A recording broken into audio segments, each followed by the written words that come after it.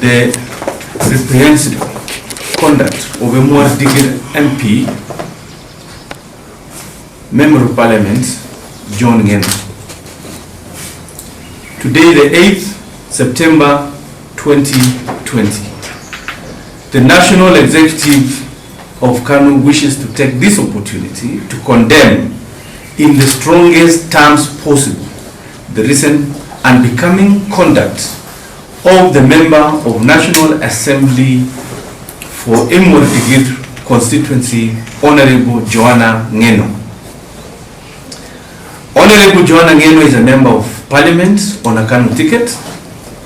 but his latest public conduct and outburst, where he hurled insults at the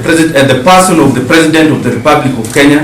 His Excellency Uhuru Kenyatta,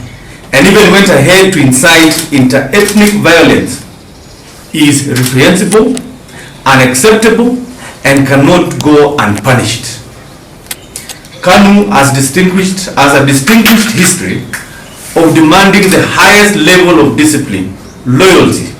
and conduct of its officials and members. By insulting the President of the Republic of Kenya and inciting ethnic violence,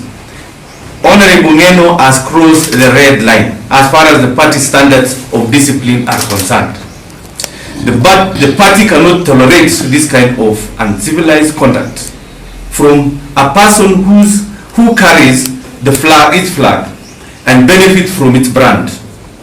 In this regard, the party finds Honorable Ngeno's membership in KANU unattainable and therefore calls upon him to resign from the party in accordance with section 14/2, 1, 2, and 3A of the Political Parties Act 2011. If Ngeno fails to resign on his own initiative, the party will have no choice but to expel him by invoking provisions of section 14/7 of the Political Parties Act, which provides as follows. A member of a political party may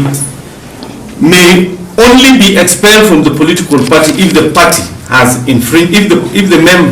let me repeat, a member of a political party may only be expelled from that particular political party if the member has infringed the constitution of the political party and after the member has been afforded a fair opportunity to be heard in accordance with the internal party disputes resolution mechanisms as prescribed in the constitution of the party. It is regrettable that apart from hurling insults and disparaging